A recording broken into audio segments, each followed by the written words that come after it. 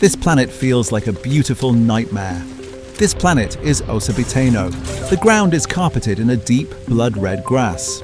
Beneath the grass, the soil is a dark, rocky violet. In areas without vegetation, the terrain looks like dried volcanic mud. The Osabyteno landscape is dominated by strange, rounded formations that blur the line between rock and plant. Scattered across the hills are large, mossy mounds that look like giant brain coral. Living in this scary, beautiful planet is Ovineudypus, a small fauna that possesses a distinct crab-like appearance.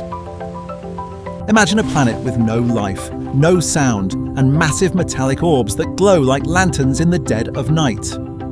Elin has a rugged and mountainous ground. There are several of floating anomalies that look like massive metallic orbs, ignoring gravity and adding to the eerie, silent atmosphere. I have not found any single fauna living in this planet. The sunset transforms this anomalous world into something much more beautiful. Nightfall on this planet completely shifts the mood into something deeply mysterious, with the environment feels much colder. With the sun gone, the floating anomalies are the main source of light. They now look like massive, glowing lanterns. Pink grass, glowing cabbages, and lethal rain. This is one of the most beautiful planets I've ever found. The landscape of Farinus Delta is dominated by dense, vibrant pink and magenta grass. It has a thick, succulent-like appearance, giving the ground a soft, carpeted look that glows intensely under the planet's unique light. This planet seems like it has a permanent rain. The flora in this planet is fascinating. These plants look like oversized, glowing cabbage heads.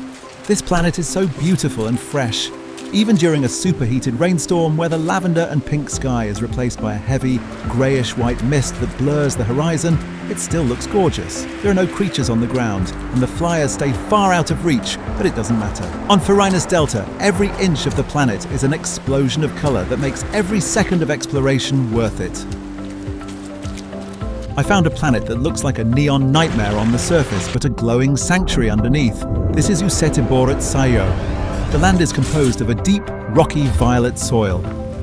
The surface is uneven and craggy, appearing as if it were formed from cooled volcanic flows. Vertical beams of faint purple light or energy particles rise sporadically from the ground and the water's surface, reaching up toward the sky. There are mysterious floating boulders reaching up toward the sky. The sea of Useteborut Saijo is violent, glowing body of intense neon magenta water.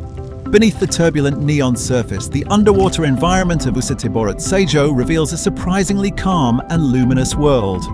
The ocean floor is densely populated with bioluminescent plants that glow with a soft cyan and white light. Which would you choose, a giant armored beetle or a flying manatee? This is Enjami Sigma.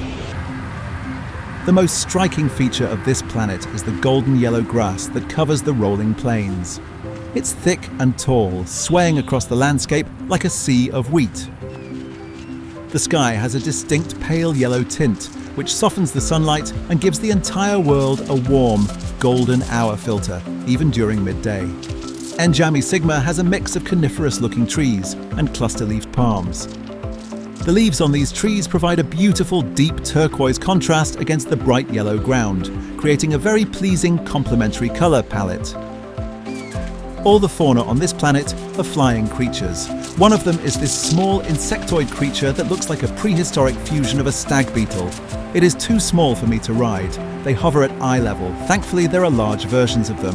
This is a true titan of the savannah. I ride it to explore Enjami Sigma. Another flying creature I befriended was Soiluosus. This creature looks like a gentle airborne mammal that looks like a cross between a manatee and a flying squirrel. I have found a massive planetary archive on this radioactive planet. This planet is Riho 98. The surface area of this planet consists of steep, rolling hills and ridgelines. The ground is a dark, charred green. A thick, sickly yellow-green haze blankets the landscape. This radioactive fog significantly limits my line of sight.